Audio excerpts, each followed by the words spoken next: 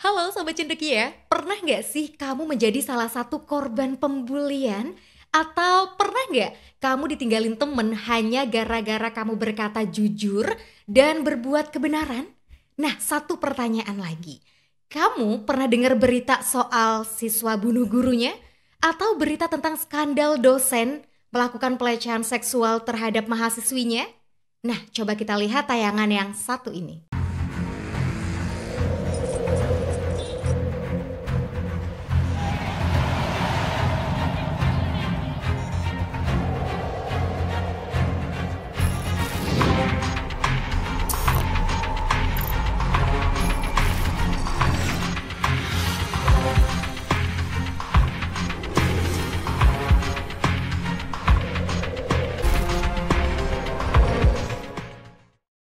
Setelah melihat tayangan tadi, apa sih yang kamu pikirkan? Apakah kita memikirkan hal yang sama? Yaitu tentang dekadensi moral. Apa itu?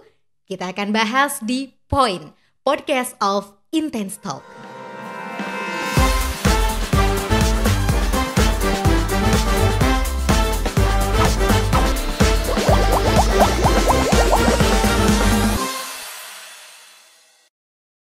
Oke, Sobat Cendekia, dan sekarang di sini sudah ada narasumber kita. Beliau seorang akademisi dan beliau ini juga wakil rektor 1 Institut Agama Islam Nahdlatul Ulama Kebumen, khususnya di bidang kemahasiswaan. Assalamualaikum Pak Faisal. Waalaikumsalam. Iya, selamat. Ini saya nyebutnya teteh atau mbak apa?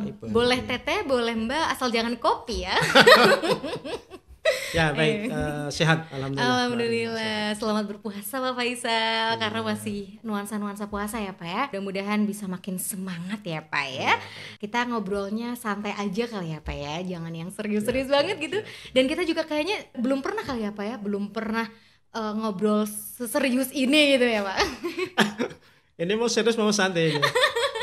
Di bawah santai aja Pak, baik, jangan oke. serius-serius. Siap, Karena yang serius aja belum tentu nyeriusin. Oke. Oke. Nah, Sobat Cendekia, nah kali ini kita akan ngobrolin soal dekadensi moral nih Pak ya.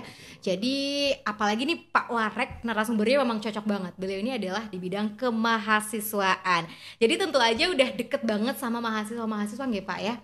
Nah kalau ngomongin soal mahasiswa, kira-kira sejauh ini selama Bapak mendampingi mahasiswa, gimana sih karakter anak-anak zaman sekarang Pak?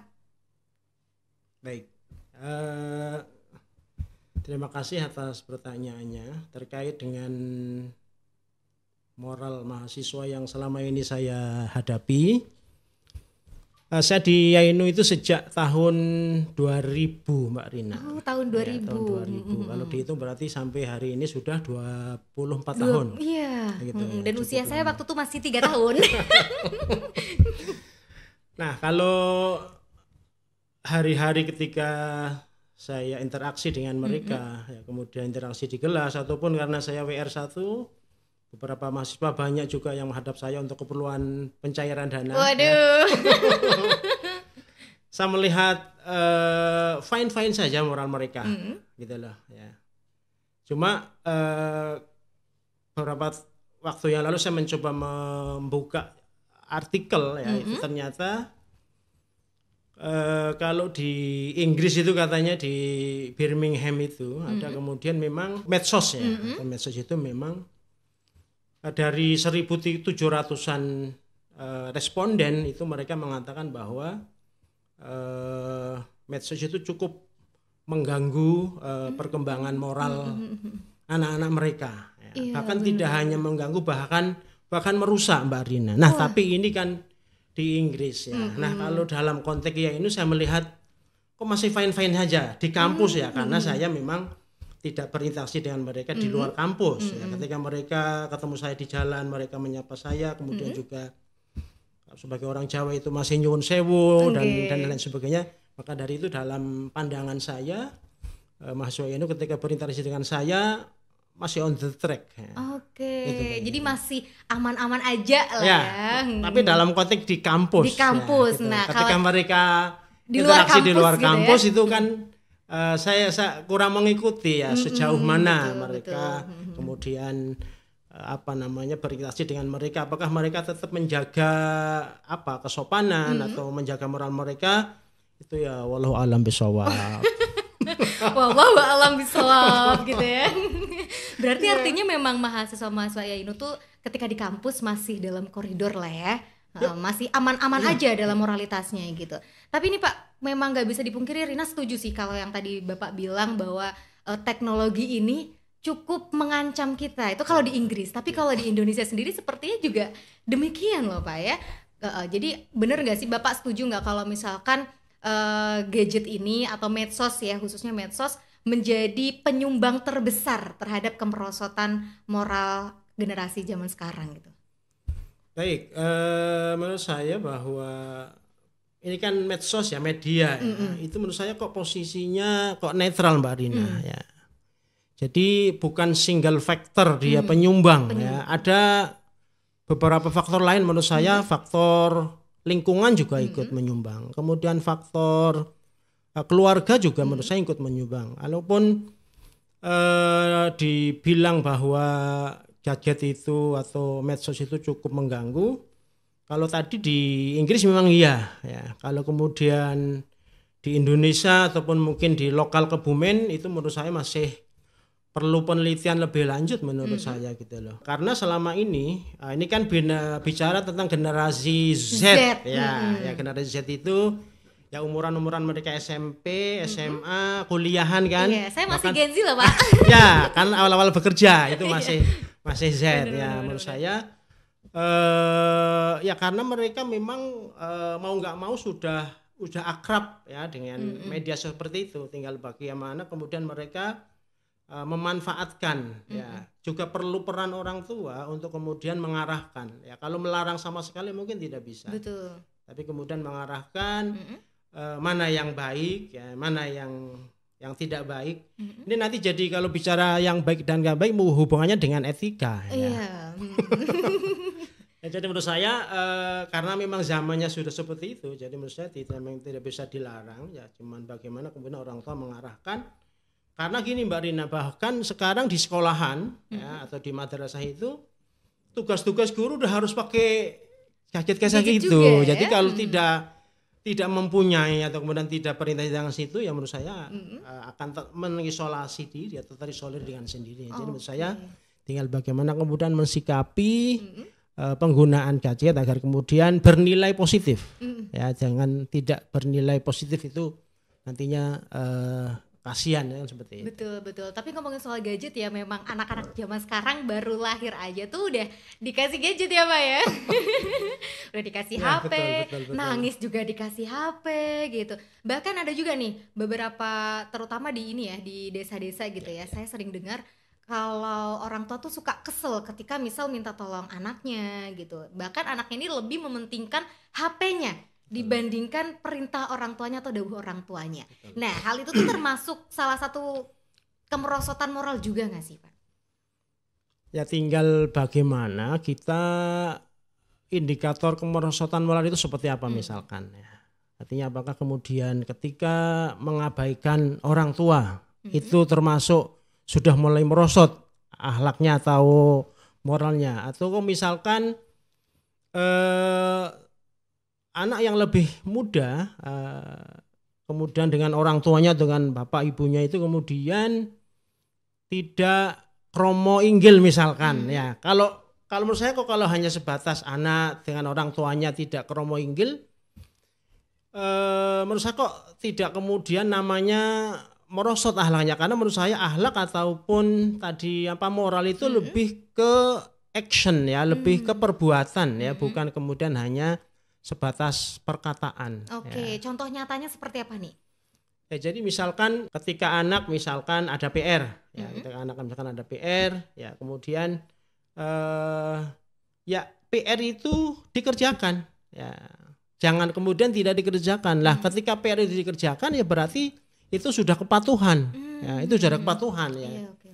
Jadi kalau hanya sebatas dia tidak kromo inggil, menurut saya terlalu terlalu prematur ya, terlalu prematur. Kemudian mereka kok nggak kromo inggil misalkan. Ya karena saya sendiri maaf ini Mbak Dina, saya sehari-hari di rumah ini memang bahasa Indonesia, nggak pernah bahasa Jawa. Jadi anak saya ya memang semuanya bahasa Indonesia ya gitu. Jadi menurut saya kalaupun toh itu dipandang media sosial sebagai penyebab utama ya, tadi yang utama Mbak Dina ya, menurut saya tidak sepenuhnya benar. Kalau salah satu penyebab ya menurut saya benar, karena apa? Kembali lagi tadi alasan saya bahwa media itu sifatnya netral ya. Misalkan kayak pisau aja lah. Kalau pisau yang tajam, kemudian dalam keseharian misalkan hari ini puasa dikasihkan kepada ibu untuk di dapur untuk masak kan cepet. Betul. Nah tapi kemudian ketika pisau yang tajam dikasihkan ke anak bayi, kemudian ke anak kecil,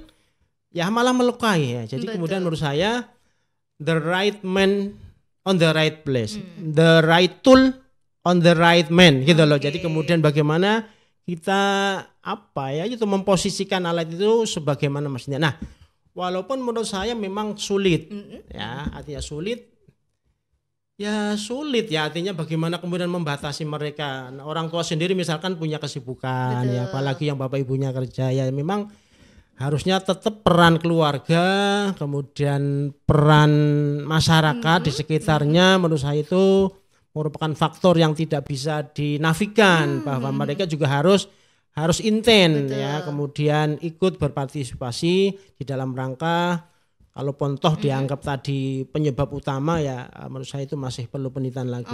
Kalau salah satu penyebab menurut saya ini masih oke.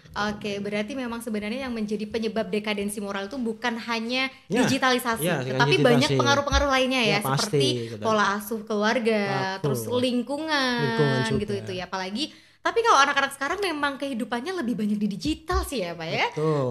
Akhirnya kayaknya untuk interaksi dengan sosial tuh kurang ya. Ya, padahal gini Mbak Rina, bahwa kita makhluk apa sih? Makhluk sosial. Benar. Ketika kita sudah mendeklarasikan diri masuk sosial, kemudian karena kita terlalu asik dengan gadget ya. Kemudian misalkan di rumah ini ya, di rumah 5 orang ya. Masing-masing punya HP sendiri dan tidak ngobrol Mbak Rina, bayangin ya. Itu kemudian mendistorsi peran kita sebagai makhluk sosial. Nah, itu yang kemudian memang itu terasa banget. Saya sendiri merasakan itu kalau di rumah asik sendiri dengan HP-nya. Ya itu mungkin yang kemudian harus dirubah sedikit bagaimana kemudian mereka atau anak-anak kita ya atau masing-masing kita bahwa paham betul bahwa sebenarnya kita masuk sosial ya.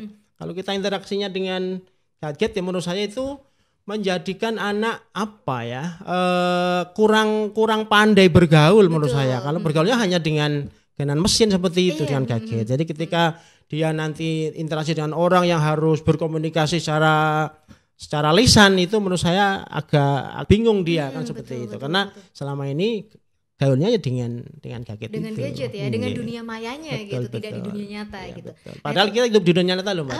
Benar, kita tuh hidup di dunia nyata nih, bukan dunia halu ya. Betul. Tadi disebut bahwa kita memang makhluk sosial di dalam keluarga ya. Padahal peran keluarga ini juga penting ya Pak untuk pendidikan moral anak kita. Nah, menurut Bapak pendidikan moral dari dalam keluarga itu seperti apa sih yang baik gitu loh? Yang seharusnya gitu untuk generasi sekarang yang notabene dia apa-apa gadget gitu. Itu gimana? Baik. Ya, bahwa anak itu ya membutuhkan sosok uswah gitu lah. Jadi sebagaimana disebut dalam Quran itu bahwa Nabi itu menjadi uswatun hasanah ya. Jadi uswatun hasanah liman kana yarju liqa wal yaumal akhir. Jadi menurut saya orang tua baik bapak maupun ibu itu harus menjadi uswah bagi anaknya dalam segala aspek kehidupan ya. Walaupun kemudian yang namanya keluarga itu mungkin sekali 2 kali ada sedikit masalah lah misalnya gitu. Tapi kemudian kalaupun toh mereka harus dalam tanda kutip ribut dengan suaminya atau dengan istrinya ya hindari mereka misalkan ribut dengan keluarganya di depan anak-anaknya. Nah, itu yang pertama. Yang keduanya lebih ke memberi contoh dengan perbuatan bukan dengan perkataan. Jadi Ada itu makolahnya itu ada Mbak Rina. Jadi lisanul hal afsah min lisanil maqal. Jadi contoh dengan perbuatan ternyata jauh lebih efektif daripada hanya contoh dengan perkataan. Contohnya misalkan aja ini udah maghrib nih. Ayo ke masjid. Nah, bapaknya sendiri main HP. Bapaknya sendiri lihat TV. Ya, itu bukan contoh yang baik. Yang contoh yang baik ya ayo ke masjid dengan bapaknya. Ya, jadi berarti contoh dengan perbuatan. Insya Allah kalau kemudian bapak ibunya memberikan contoh yang baik, karena bahwa masing-masing anak itu punya fitrah, ya, fitrah untuk menjadi baik. Ya, jadi kullu mauludin yuladu 'alal fitrah. Fa abawani yuhawwidanihi aw yunasyirani, bahwa setiap anak yang dilahirkan itu punya fitrah untuk baik sebenarnya. Tinggal bagaimana kemudian bapak ibunya itu mengolah, ya, mengarahkan, kemudian membimbing anak agar kemudian mereka bisa tumbuh menjadi pribadi yang baik dan yang kuat, seperti itu Mbak Rina. Oke, berarti artinya pendidikan atau pondasi agama ini menjadi kunci ya Pak ya? Menjadi kunci di dalam keluarga tadi. Nah Pak, pernah dengar gak kayak yang soal berita-berita mengenai siswa bunuh gurunya, terus juga mahasiswa bunuh dosennya. Nah ini apakah pendidikan di dalam keluarganya itu gagal atau gimana nih Pak? Baik, ini kan kasus per kasus ya, kita pahami kasus per kasus. Bahkan yang terakhir di Jakarta kan ada, itu yang satu keluarga bunuh diri semuanya, betul. Kan luar biasa. Artinya sebenarnya kalau terkait dekadensi moral pun, moral tidak hanya anak muda, ternyata juga orang tua. Orang tua juga gitu. Ya, artinya mereka tidak kuat atau tidak dibiasakan dengan sabar bahwa kita sebagai manusia itu hanya wajib berusaha. Kemudian usaha itu sukses ataupun gagal kan, itu kemudian hak prerogatifnya Allah. Betul. Lah gitu loh. Jadi mungkin kalau begitu berarti peran agama menjadi sangat penting. Ya. Nah, sejauh mana kemudian peran agama menjadi penting ya kemudian hari ini misalkan anak mungkin suruh ke masjid atau mungkin anak di pesantren kan, itu juga salah satu usaha atau salah satu upaya biar kemudian akhlaknya ataupun moralnya itu menjadi lebih baik ya. Kalau kemudian istilahnya semau gue ataupun bahasa Jawanya jor klowor gitu ya, menurut saya ya tidak bagus juga.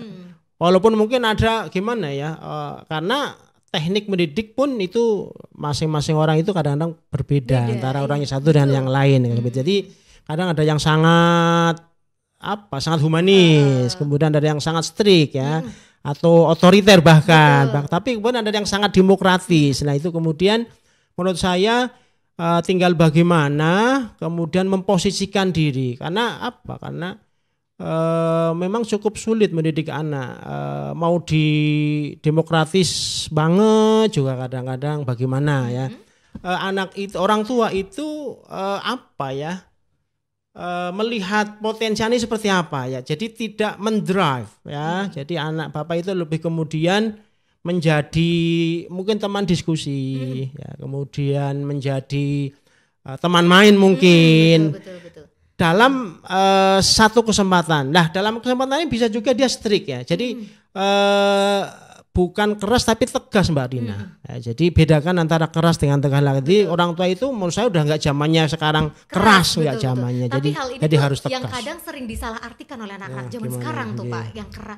Kadang orang tua niatnya tegas, tapi anak-anak zaman now mengartikannya, orang tua aku galak banget, keras banget. Nah, itu sebenarnya antara tegas dan keras seperti apa nih Pak? Ya kalau keras itu mungkin bisa ke fisik Mbak Rina.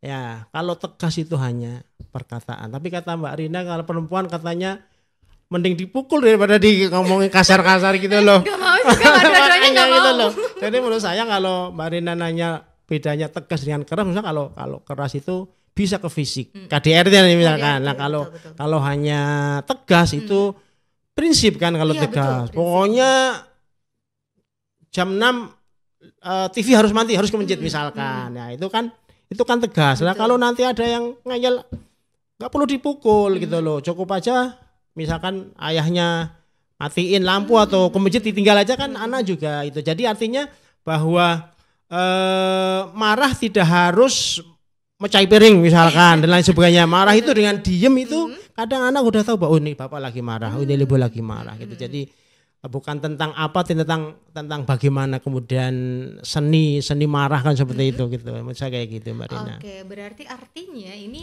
di dalam keluarga ya terkait dengan kasus yang tadi mungkin anak bunuh gurunya. Ini bisa jadi karena sebenarnya anak kurang perhatian dari orang tuanya atau mungkin kurang mendapat ruang-ruang diskusi kali ya Pak bersama orang tuanya. Akhirnya ketika anak itu emosi melampiaskanlah ke gurunya gitu. Gurunya yang niatnya tegas dikiranya keras gitu. Akhirnya anaknya ikut marah gitu. Betul ya. Ini juga tidak lepas dari medsos itu kan. Artinya bahwa mungkin mereka sering melihat video kekerasan di sana. Kemudian katanya kalau masih anak-anak sekali kan kita bicara generasi kan di SMSLTP kan di umur 13 kemudian setelah itu kan mempaste ataupun mengcopy apa yang dilihat di video itu sangat besar Mbak Rina. Jadi kadang-kadang kepingin mempraktikkan ya. Betul. Ya kalau udah kayak gitu ya bagaimana ya? Saya pikir juga harusnya pemerintah Indonesia itu ada portal ya. Jadi tidak hanya kemudian tanggung jawab keluarga, menurut saya juga karena ini sudah merambah kemana-mana. Saya juga harusnya pemerintah Indonesia dalam hal ini Kominfo misalkan ya juga harus punya portal misalkan konon kayak di negara mana lah bahwa mungkin jam sekian ini yang bisa diakses, jam sekian ini kemudian khusus untuk pendidikan, jam sekian khusus untuk bagaimana lah. Tapi saya lihat kok di Indonesia itu memang belum ada pembatasan seperti itu ya. Jadi kadang-kadang malah sinetron yang bagus kalau yang pas maghrib Mbak Rina ya. Nah, jadi gimana gitu loh. Jadi antara kemauan pasar dan tantangan orang tua untuk menjaga anak untuk kemudian berkepribadian atau bermodal bagus itu memang banyak tantangannya. Oke, banyak tantangannya sekali ya Pak. Nah itu kalau tadi dari lingkungan keluarga. Nah sekarang dari lingkungan pendidikan nih, lingkungan akademisi. Nah mengingat isu moralitas ini memang tanggung jawab yang cukup besar ya Pak ya. Artinya kita harus kerja bareng-bareng termasuk di dalam dunia pendidikan. Tapi permasalahannya Pak di dunia pendidikan saja nih. Pernah ada berita juga mengenai skandal dosen yang melakukan pelecehan terhadap mahasiswinya gitu ya. Nah menurut Bapak sistem pendidikan ini sudah mampu belum sih membentuk generasi bermoral baik kalau kasusnya seperti ini nih Pak? Ya ini kan juga kembali lagi ke ini kasuistik ya kan. Itu berapa kejadian di mana itu kan ya itulah. Jadi artinya kan memang ya gitu kali tadi loh bahwa jangan-jangan memang tidak diarahkan dari awal. Misalkan gini, cari contoh di Jepang misalkan ya. Di Jepang itu budaya menghormati orang tua ya, kemudian budaya antri misalkan itu sangat baik ya. Lah konon saya belum pernah ke Jepang ini Marina ya. Jadi saya hanya kata orang, saya juga baca beberapa literatur bahwa itu sudah ditanamkan semenjak dini ya, semenjak mereka mulai di sekolah dasar ya gitu loh. Jadi menurut saya jangan-jangan yang kasus seperti tadi itu dulu mungkin kurang mendapatkan sentuhan agama. Karena apa? Karena bahwa menurut saya agama apapun sebenarnya tidak mengajarkan kekerasan Mbak Rina. Ya, jadi bukan hanya Islam saja yang tidak. Menurut saya semua agama itu tidak mengajarkan kekerasan. Semua agama menurut saya mengajarkan kedamaian. Nah, jadi tidak pandang mereka agamanya apa, pasti mereka cinta damai sebagai orang Indonesia. Mesti mereka cinta kesejukan dan lain sebagainya. Nah, kalau kayak kasus tadi menurut saya ini kasuistik aja. Nah, menurut saya sampai hari ini pun bahwa dalam hal pendidikan di Indonesia itu sudah lumayan luar biasa dibanding waktu saya dulu loh.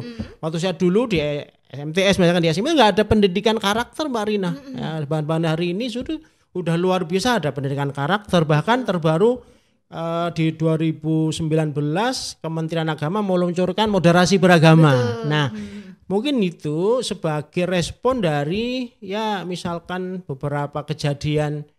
Ini agak melebar sedikit ini, misalkan ada Islam garis keras, dan misalkan ada intoleransi, lah itu kemudian memang usaha nggak terlambat lah. Jadi tetap ada upaya bagaimana kemudian untuk menanggulangi biar kemudian ke depan lebih baik. Nah, kan tidak ada istilah terlambat menurut saya. Jadi yang penting ketika kita ada kejadian dan lain sebagainya untuk kemudian bisa ditolerir ya atau bisa halau untuk kemudian bisa lebih baik ke depannya. Itu Mbak Rina. Oke, nah Pak, terakhir nih, pertanyaan terakhir, kira-kira pesan apa sih yang pengen Bapak sampaikan ke generasi zaman now ya, khususnya Gen Z untuk menghadapi ancaman dekadensi moral ini, Pak? Silakan. Gimana ini Mas, disuruh pesan ini? Menurut saya be yourself. Ya, jadi karena kalau melihat HP, melihat medsos itu kan nggak real, itu kehidupan bukan real. Berikut mereka pulang ke rumah ternyata kok tidak sama dengan yang dilihat gitu loh. Jadi harus kemudian menjadi diri sendiri. Nah, menjadi diri sendiri artinya gimana? Ya artinya ya boleh mungkin melihat ke langit ya, tapi kemudian harus berpijak ke bumi. Tidak boleh melihat ke langit tapi nggak berpijak ke bumi, nanti takutnya jatuh Mbak Rina. Ya, jadi menurut saya simple aja, be yourself dan kemudian tetap belajar ya sesuai dengan kapasitasnya ya. Dan yang nomor 3 mungkin kalau suruh ngurang gadget kayaknya nggak bisa ya Mbak Rina ya. Soalnya gitu memang udah dunianya. Nah itu loh. Jadi menurut saya ya be smart ya. Jadi pandai-pandailah menggunakan gadget gitu loh. Kapan kita harus belajar, kapan kita menggunakan gadget dan lain sebagainya. Dan jangan lupa karena kita adalah Muslim ya, tetap peran agama juga menjadi penting menurut saya gitu loh. Menjadi penting tetap, baik itu mungkin ketika di sekolahan, ketika di madrasah ataupun ketika di rumah ya, kemudian tidak menyendiri, karena kembali ke yang pernah saya tadi awal disampaikan bahwa kita cenderung untuk selfish. Betul. Ya.